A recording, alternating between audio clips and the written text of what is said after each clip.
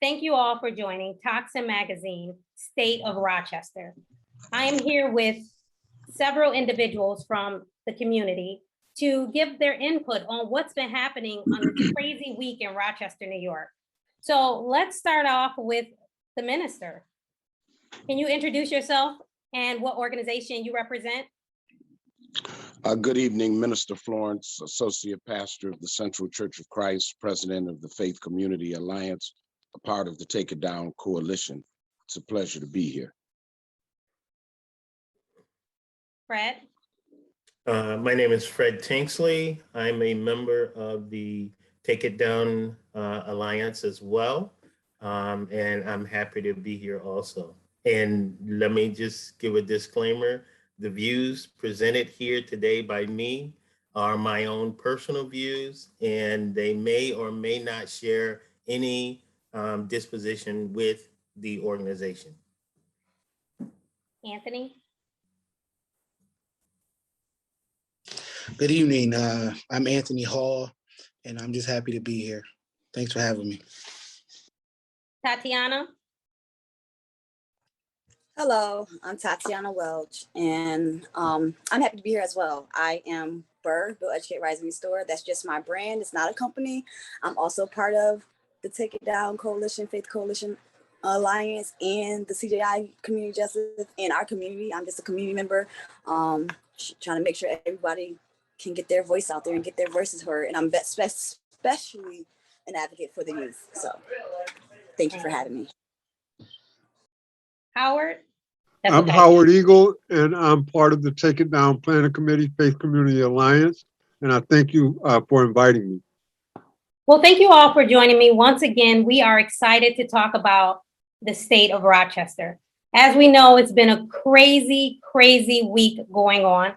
I mean, first we had to witness Mayor Lovely Warren resign. So I want to understand, whoever wants to go first, what was your initial thoughts when you heard that Lovely Warren took a plea deal and would resign before or on December 1st? Who wants to start?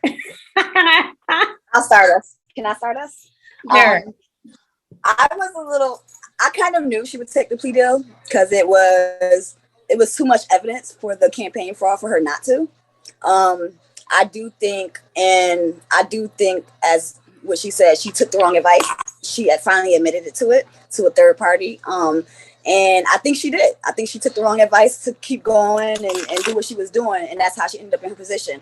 Taking the plea deal, I don't think she should have took the plea deal. I think she should have fought hard. I'm disappointed that she didn't fight hard. And everyone will tell you guys, even though she did us dirty and did it, I was still rooting for her, because if she was a white patriarchal man, they wouldn't have batted an eye to give her a second and third chance. So at the end of the day, I was hoping she got her third and fourth chance.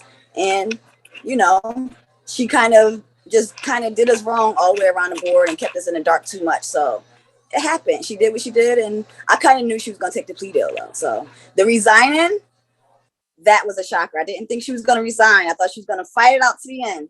And again, I think she's just taking bad advice. And that's why she's stuck in the rut she's in. And I hope she could come up from underneath of it and, get where she got to go. And even though she's been through what she did and she, put our community where we at, we still love her because she is a Black woman, and we hope she can regain, her respect with the community. That's my 2 cents there. Anthony, what do you have to say? I know you've been vocal about the mayor. What was your thoughts when you heard that she took a plea deal?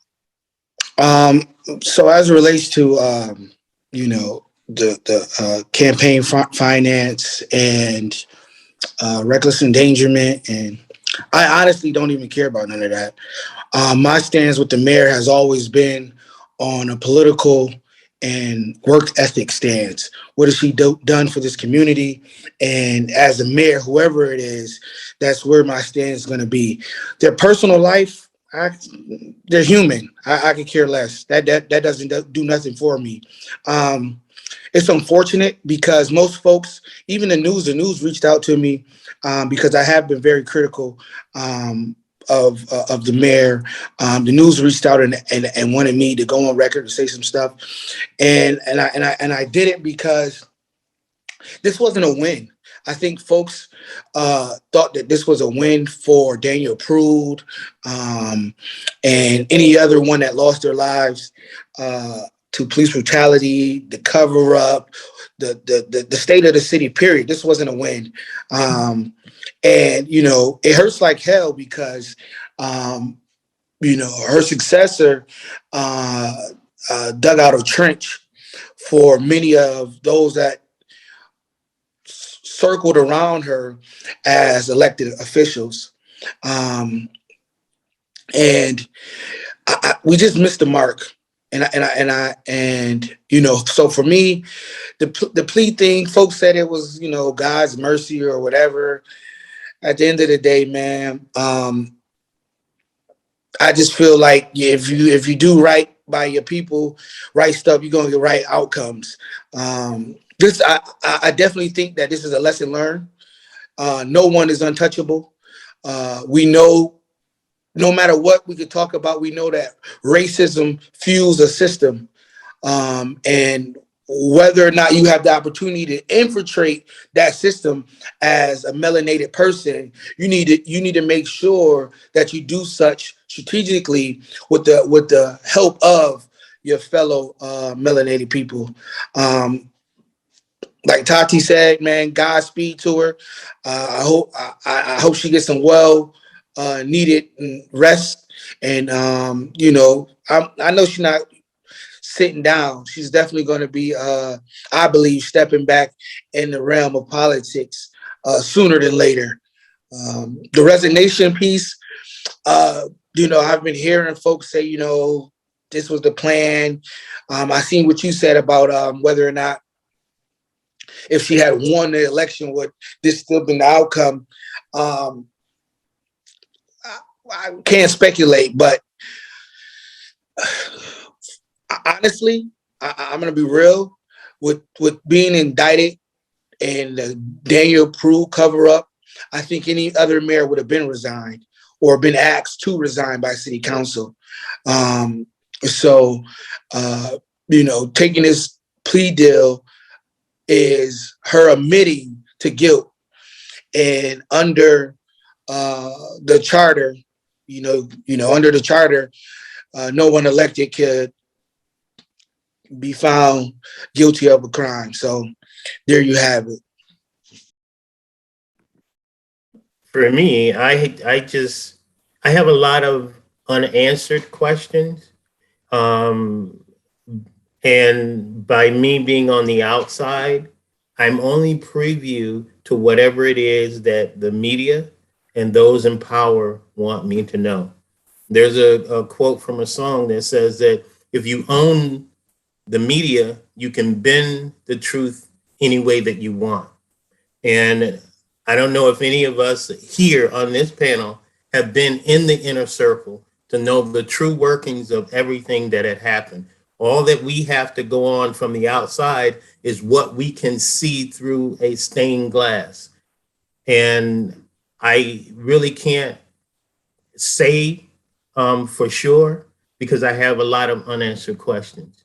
You know, with the campaign funds, it doesn't seem from what I've known so far that they took the money and did some wild stuff with it. It was just put somewhere that it wasn't supposed to be put. It didn't seem to me that, or they didn't say that someone took the money, went on a Bahama vacation or bought a car for their son or daughter or significant other or any of that sort of thing. So I can't say for sure about that part.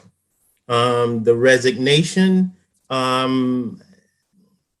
I don't think that she should have, but in looking at it from an outside view with that much pressure, if you're looking for different aspirations and you want to stop the bleeding as soon as possible.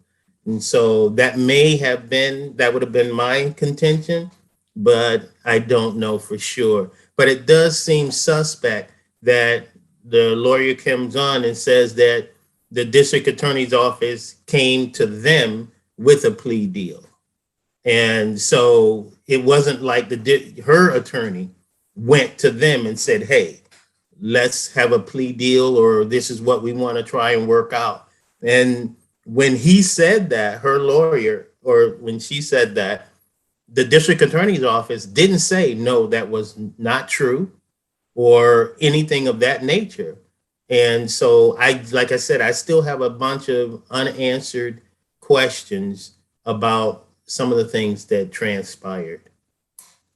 I really think it was a missed opportunity to put the community first. When we choose to represent in an official way others, the call on your responsibility is to your constituency first. And when you lose sight of that, then we're faced with dealing with personal issues instead of what you're elected to do, and that is to serve the entire city of Rochester. I think, to be frank, the total city of Rochester was not served, and therefore it opened portals for side issues to get between the major issues that affect our city. It's the second worst city in the country for Black people to live. We're living in a plantation style environment here in Rochester. We're the 10th richest city in the United States, where 100% of our families and children live in concentrated poverty. We have one of the poorest educational systems in the country. We have the problem with institutional and structural and individual racism.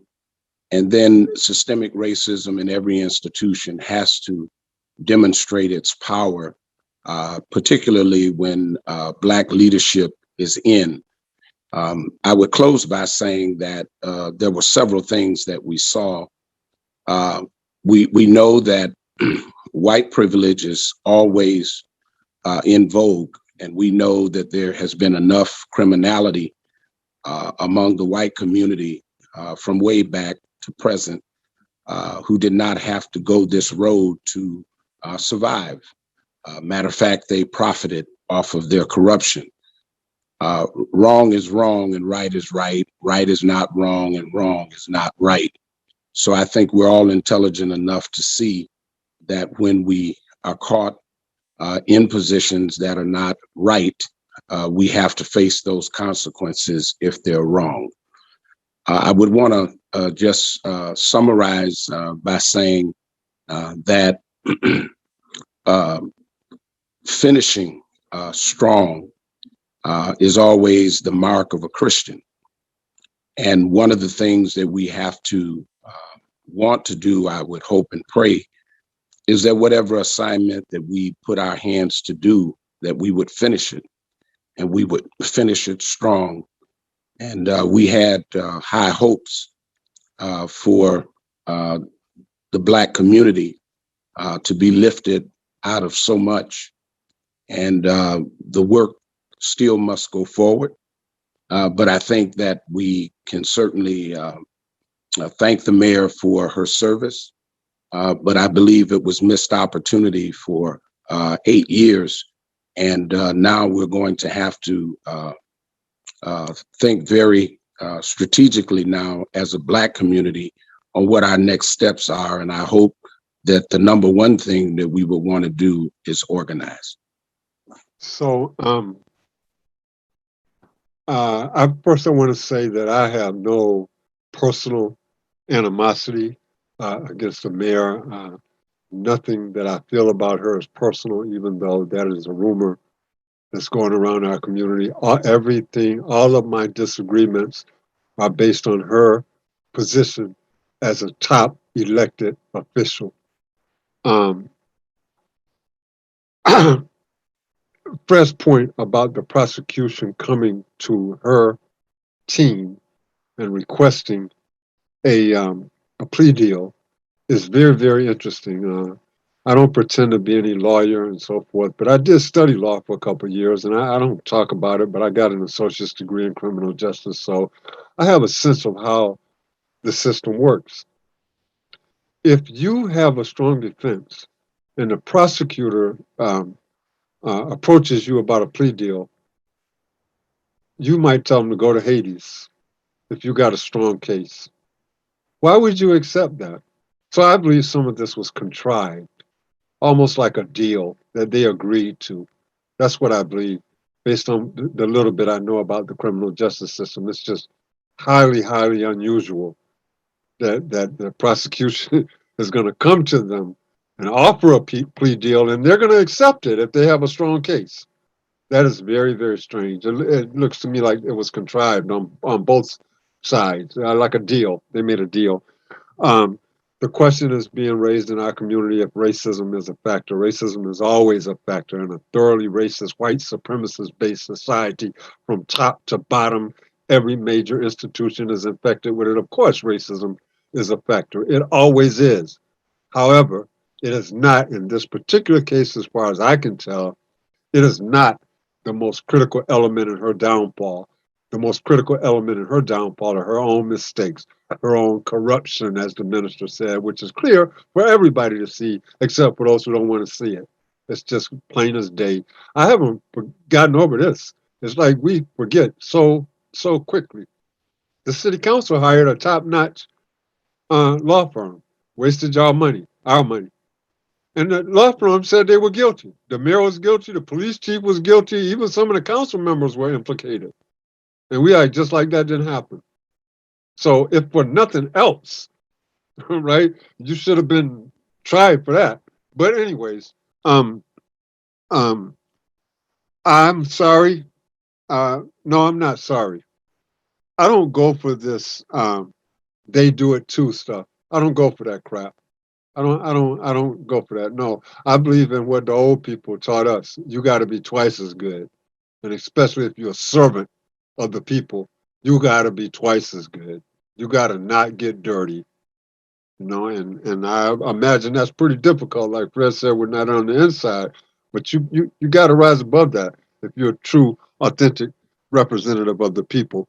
So I don't go for that. If it had been a white person, it probably would have been different. But in a sense, I don't care about that. What I care about is that you bowed to the corruption. You became part of it. Endangerment of a child, I will not dismiss that. That's critical. As an educator, as a parent, as a human being, I cannot dismiss that. That little girl, I imagine, is scarred. Hopefully not for life. I imagine she'll get the best counseling and whatever else, and that hopefully she'll be all right. But also, especially in the face of, do you all not remember that Lovely sold herself, packaged herself as the education mayor? You all don't remember that? I do. She said she was the education mayor. She was going to fight for the people of Rochester like a mother would fight for her child. That's her talking, not me. Sure did. So I don't dismiss that. I don't dismiss it. I don't take it lightly. It's very, very serious. And it indicates possibly that your career was more important than your child deep down inside. So that's serious for me. The arrogance that she had at the end, near the end, was unbelievable. Just unbelievable. She wouldn't even, and I'm not personalizing it. It wasn't just me. There were hundreds, or us, our organization, our coalition. There are hundreds of people, maybe more, in this town who she didn't even respond to.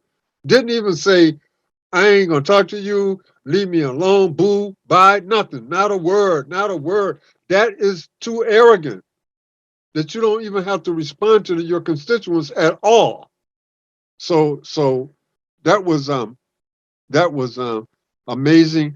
And had she won, the question, had she won, would this have turned out differently? I see no indication of it. I don't see any. It might have been even worse, because I do believe Sandra Dorley was at her. I do believe that. I believe she was after her. And if she had won, they might have been after her even harder, right? That's speculation on my part. But I don't see any indicator that anything would have turned out any differently if she had won the election. And I'll say this, I believe what Anthony said, that she's not done. She's not done. I'll give her this. She's a fighter. She's a fighter. She got guts. She got intestinal fortitude like you can't believe. And so I don't think she's going away. I think she is going to try to resurface. I could never see myself supporting her after all of this, not unless she would actually repent publicly, almost on her knees, to the community, not to me, to the community. So I'll stop. Do you think the punishment fits the crime? Who wants to answer that? I think as it relates to the individual, yes. I mean, she's an officer of the court. She holds a degree and she's a lawyer. She doesn't have a criminal background, so a conditional release is plausible. And her codees, they all agree to the same thing. And I think they got a fine or something like that to pay. But just for some of us, it is normal for the DA to come before trial with a plea deal. Me being a part of the criminal justice system, as well as me being in the criminal justice system, that is normal for the DA to come to you before trial with the plea deal because they don't want to spend taxpayers' dollars. But yeah, definitely. To Howard's point, I didn't foresee her taking a plea deal. I really didn't. The atmosphere that was around her was not pushing that out, and the arrogance of the office, as well as her internal arrogance, it didn't seem like that. So it definitely was a shock to see that. But yeah, definitely, I don't think anything. Now, if it was a harsh plea deal, then we should have questions. But honestly, this is definitely normal for someone who doesn't have a criminal background and is an officer of the court. I agree with Anthony. I could accept it. But I will make this note, and we all know this. I believe we do. That had that been an ordinary person, especially out of our community, they behind would be sitting in jail or something else, something more extreme. So the system worked like it always works. Not only is it racist, it's also classist. So we see that. We see the fact that she's an upper class woman, with plenty of money and the best defense that money could buy. The system works for her like it works for all wealthy people. So, I'll just make that observation. But I will say this, and I don't know if the minister wanted to talk about this or not. She owes people money in this community. The mayor arranged a mayoral ball, her major fundraiser for the year that they always do. I don't know how much money she collected, but the minister told me he ain't got his back yet. Well, listen, I want to say this, Howard. I'll leave that to those who do the accounting. But one thing I wanted to raise is that I think, again, it was a missed opportunity because there were so many little people who have gone through the same system and have not been offered these kinds of opportunities for a second chance, if you will. There are people who are sitting in jail who don't belong there, but because they didn't have money and connections, power, they're suffering. Their families are suffering. And I think that we had a wonderful opportunity through the situation that the mayor was facing to begin to explore the same system that she may have stated that was exploiting her political career. There are facts that are still floating in the community where people have been unjustly jailed and they're still trying to prove their case.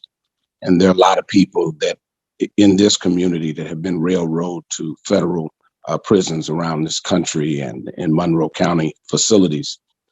So again, being a servant leader, you have to think of others more than yourself. And if you're staying to the issues and not looking at personal survival, we never stop thinking about ways that we can improve the well-being of others. And we have lost so much in this community as it relates to those who we have entrusted with responsibility with the vote. And it comes right back down to the community waking up as well, because we have been derelict on our part as a community not to hold those that we say that we love and respect accountable. And I think the best accountability is not the people who come looking for them, but the best accountability is the people who pull the ballot for them. And you're not supposed to leave them at the ballot box. You're supposed to be with them to make sure that the things that they promised and committed are carried through. And lastly, I would like to say that it's just very interesting from all vantage points, the religious community, the political community, wherever you represent. Again, it's a sickness that we have in the Black community that we feel that we should not criticize publicly our leaders. And we know that if these were white leaders, we would be more vocal and we would be more aggressive to look for answers. And since we have started electing some Black officials, all we know to say is give them another chance while they put their foot on your face or their heel on your face. And so we have to wake up because we can't criticize white leadership when they don't deliver, and then close our mouths to when we see poor Black leadership. And I close on this point. For the last 12, 20 years, it's been Black leadership, and we're going in the wrong direction. And I'm not saying get rid of Black leadership, but what we wanted, we got. And what we got, we wanted. But everybody didn't vote for these people. But whoever did and do, you share some of the responsibility that they did not accomplish because it was your vote at the school board, city hall, county ledge, county exec, the state, the federal government. Somebody is electing incompetence, and we have to change that. So I do want to touch on the article that Tocsin published about racist tactics played a role in Mayor Lovely Warren's demise. Now, that has caused a little controversy. We saw it on Howard's wall on Facebook. Now, the article did not intend to say Lovely was innocent or guilty. So, Howard, I want some feedback from whoever wants to talk about this aspect of it. How much did you disagree with the article? But I feel like race did play a minor role in this, in the fact that the way they handled the situation. Yes, to what you just said. And the operative term is minor. As I said earlier, racism is always a big deal for us, for the Black community, systemically, institutionally, structurally. It's in my view, maybe the greatest problem we face, because underneath all of our issues is racism, all of them. But in this particular case, if you look at the history of Lovely's downfall, what caused her downfall, racism is an element, but it's not the major element in this. It is her own missteps. It is her own corruption, her own, in my view, arrogance, her own just kind of attitude like I'm untouchable. So never, racism is ever present, omnipresent. But I couldn't, if somebody said to me, make the argument that racism was the major factor in her downfall, I would not be able to do it. I don't believe anybody can make that argument legitimately. I don't believe, but who am I? If somebody could, I would love to see it. I don't, and I feel like I know quite a bit about how racism functions, but based on everything I know about this case, It's not racism that took her down. She could have, if that's what it was, if they were going after her because of racism, she could have withstood that, especially if she had the community with her, is what I believe. I kind of, I agree with Howard. I don't think that a lot of that had to do with her downfall in particularly. It's just how she went about doing things and how she held things up to the community. She kept lying to us repetitively, and we don't accept that. Like Reverend said, like the minister said, we don't do that to white people, so why do that to black people? We should be balanced. We should hold everyone accountable the same, and we don't do that. And that is actually our problem. I don't really have too much more to say than what Howard said, because he hit the nail right on the head. It's not really much more to be added. But I did want to say that, yes, absolutely. I do think it was her fault more so than it was racism. However, I do feel that if she was a white misogynistic man, she would have gotten so many more chances with no questions asked and no eyes batted. And I do agree that Sandra Dooley was definitely after her. And that's just that. Yeah, that's my only 2 cents there, because they kind of put the nail in the right way. I think so. 2 points. Tati keeps saying that if she was a white man, in my opinion, the last 18 months, a misogynistic white man, difference. That, in my opinion, in the last 18 months, I believe if she was a white man or white woman, we would have ran them out of here with everything that took place. The same type of charges, the Daniel Prue incident, the violence in the community. I think the community would have came together, pulled together, and didn't worry about differences. And we would have did our, as well as the council, held the council accountable and responsible enough to call for the mayor's resignation if they were white. The other thing is, and I've said this a lot of times to the minister, to Howard, and openly, Black folks lead from an oppressive state in our community, and they end up using white tactics against Black folks. And what you've seen take place was tactics that they seen used and done against their own that they started emulating. And it's unfortunate that our leaders operate from this stance. Howard talked about classism. That's important.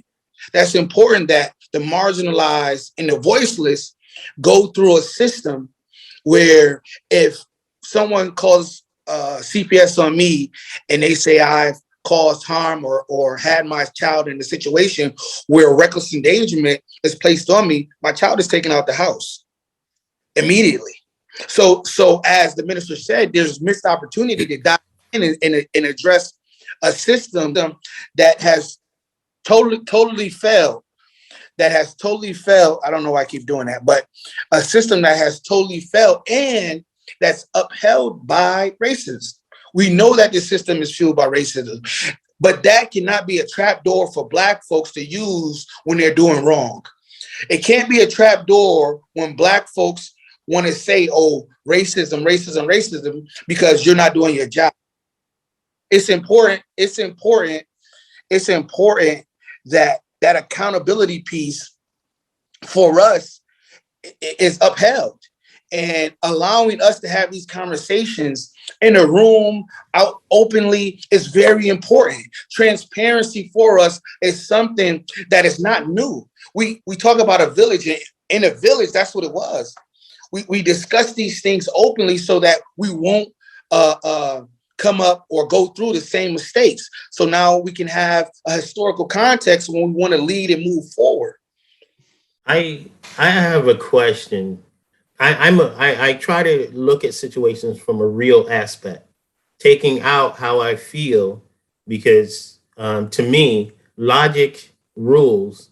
How I feel about a given situation is different than how the situation really is. And how I feel is not going to change it. It's the action that's going to change it. But did we, as Black citizens in Rochester, remove her out of the position? And it seems to me that that's the way we're talking, as though we did something that made that happen. And if we are honest about the system itself, anyone, I don't care who you are, if you are not doing what that system is wanting done, they are going to find a way to remove you, any way, form, or fashion. Now, I'm just saying, I don't know. Did we, as a people in city of Rochester, did we cause her to be removed? And I think that, I guess maybe I'm getting confused about how it happened. Well, I know how it happened and I know why it happened, but the conversation seems to speak as though we did something that made that happen. And I don't know if I missed something throughout the process in reading or in the media about how it transpired. Can I comment? I can kind of comment towards it. It kind of leads to what Anthony was saying about how we would have ran out a white misogynistic man first before we ran her out. We would have ran him out quicker. I do believe that, like you said, we ran her out. You know, we burned her out more. So we let her go down, and we didn't tell her like, hey, maybe this is the advice. We didn't send anyone to her aid when she was getting that wrong advice. We didn't know any better. So we inadvertently may have played a hand, but I don't think we were the reasoning for her downfall. She was the only reason for her downfall, but we may have pushed her over the edge to say, you know what, we already don't trust her. They already don't, I apologize. They already don't trust me. Let me just go about it this way. Let me follow this advice to try to get the trust back. I think she was trying to please us so much that she just overdid it. And I will say that I do think that we would have let a white misogynist man stay in there longer than we would have her, and that we may have ran the white person out as well. But we did to force her hand into a certain way, as this lie about getting food, I want to say. You know, we were already in animosity before that happened, and she just proved to us that we were correct, kind of. And the way we felt about her by doing what she did, continuing to lie to us and continue to berate us and continue to act like her citizens were dumb and stupid, and to continue to have her mob squad, which is RPD, kill us or harass us and things like that. So those are just my 2 cents there, but I know Minister may have a better answer for you. Okay, so then if this is the case based on what you're just saying, then why is our school system so bad? Why can't we do the same thing that you're saying here for her? Why can't we do that for the school board members? So why are they still in office and we pushed her out? If what you're saying is true, why is that so? We didn't push her out, though. That's what I'm saying. That's right, the point that I'm saying. We didn't. And Yeah, so we're talking as though we did something to make that happen. We didn't. We didn't do it, even though we may have wanted it to happen. But we did not throw the stone. Right. I was saying that. I was saying we may have helped like her feelings, but we didn't make right. I was saying exactly that. So I apologize if I misconstrued it. I don't feel that we pushed her out. We just may have had a help in her thoughts of us not trusting her, but I don't think we actually pushed her out of the door. Well, one of the things that we know happens a lot in this community, that we have cracker black people and we have powerful white people who meet together. And there are some things that cracker black people do with white people that will play a part to say that they speak for the community. And I don't play golf, so I don't get to make the deals on the golf course. I don't play golf. But you can go places in this community, get on boats and yachts, get on the bay and the creek and the ocean, and you can say that you represent the community, take these exotic trips, and then come back with these illusions to make us feel that we are part of something. But I wanted to raise this with the conversation and also with the question that we were asked originally and then some of the response. I really think that one of the things that we need to focus in on with the past administration, the 30-day administration, and then the new mayor is this forces us to look at the people who we don't elect, the appointed people, because these are the people that run our lives, but we can't get rid of them because we don't vote for them. They don't come before us to be vetted. I really think that there needs to be a call with laser focus. How do we begin to look at people who are appointed to any office that represents any public constituency? Because you have to realize that some of the people that are appointed, they stay in government or whatever the situation is until they die, some of them. They are the ones that are also helping to frame, rightly or wrongly, some of the things that we eventually have to be stuck with. So I would pose to us coming into what I'm saying is 2 administrations, one for 30 days and one for 4 years. And then we've learned something from our sitting mayor, is that the people who get appointed are dangerous because there is no kind of accountability that they have to us who they're speaking for. And I really think that if we're saying that racism is very low in this situation, then let's put that in perspective with the appointed positions, because a lot of the appointed positions don't represent the Black community that is very prevalent in the city. And you do not see many Black people shaping policy in the suburbs and in the rural areas, even though as quiet as it's kept in the suburban and rural communities, the population of Black people is exponential in these communities, but we're on a plantation out there, we're on a plantation in the city, and we're being treated as if this is Slave Town, USA. We can change that in the rural, we can change that in the suburbs, we can change that in the city, but we got to organize. But I would like to put out again, I think that we have a great opportunity to say something as a community, to come up with something that addresses these appointed positions, because they are the ones too who can make decisions, walk away from them, put it on the public official or whoever the person is out front. But the idea came from a person who could care less about this community, because many of them don't live in our community. I'm not talking about in the city. I said in our communities. So I think that that's something we need to think about, and those who would review this with us, it's going to be critical. We got 30 days with James Smith, and then we'll have 4 years with Malik Evans. All of them are going to appoint people that we may or may not know.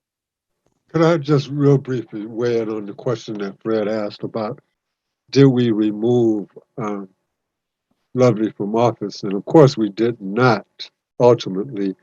However, I want to make an observation, especially for Anthony and Tatiana, and I don't know if Shanique, I think was to some degree, who were out, in the streets at the height of the protest, because, Fred started his comment by saying he tries to remove his feelings and so forth, and I do that sometimes too, even though we can't do it completely, right? But to be objective, it's important to do that when you're trying to analyze an issue, when you're trying to critique, when you're trying to really, like you said, figure out logically what happened, and you're trying to reconstruct history. That's why history is so important, but not just what we remember in our head, the actual record.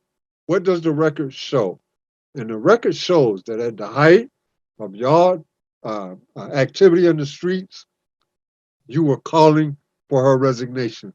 You pinned her against the wall, and then you let her up. I'm talking about collectively. Because I could not believe when the narrative shift from she needs to resign to don't pick on the Black woman. I couldn't believe it. Because the corruption was clear at that point. Prude was dead. And they were lying back and forth. Only Stevie Wonder wouldn't see it, including the state attorney general. But anyways, I'm talking about when we critique and analyze things.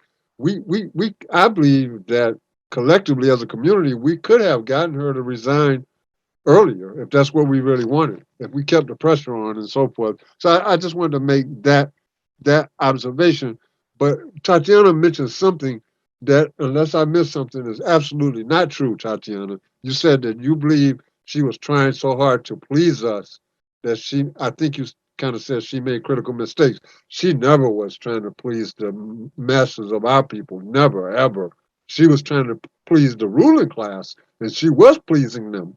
And she helped to make many of them a lot more wealthy than they already were before she came into office. But she never, y'all don't remember 2013. I remember 2013 when Lovely was talking about the two cities and how we got to deal with both cities.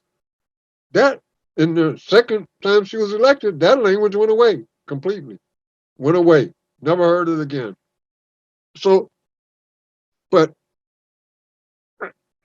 what the minister said really is the bottom line. If it's elected people or appointed people, it's in a sense, you can get rid of appointed people faster than elected people, because appointed people are given those positions by those who are elected.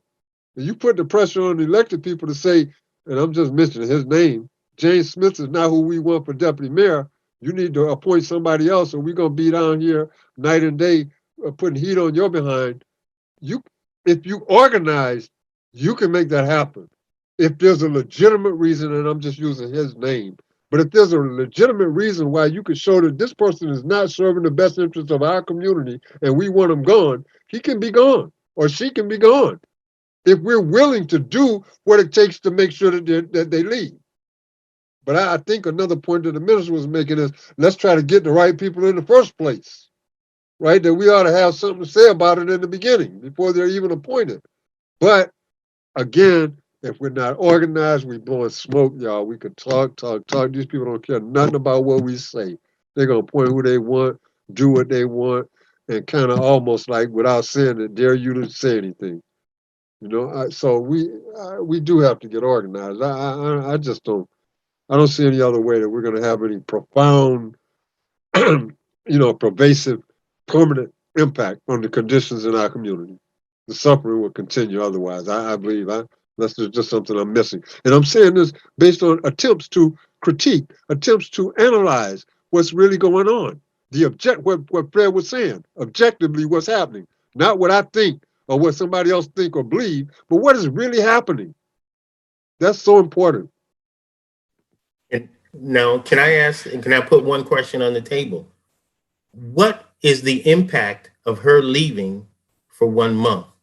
When we look at who's next in line to come in, what signal do you think that sends to a certain segment in the community? And you're going to tell me that was not calculated? Impossible. I believe that. What's the segment? What's the segment in the community that the signal is being sent to? That's a real question. That's a real question. The LG, I can never get that acronym LGBT, A, B, C, D, E, F, G. That was not an accident. There's no way you can tell me, because in 1 month, there is nothing that's going to happen that is going to upset anything in this city that was already in motion.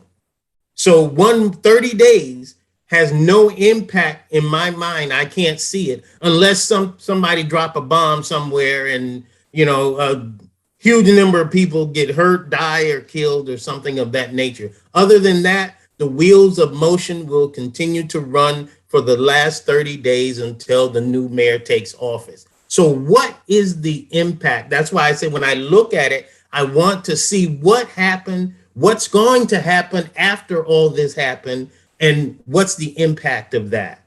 And that's what I see. There's no way you can't tell me it was an accident. Okay, so let's wrap up. Any final comments about Mayor Lovely Warren and her resignation?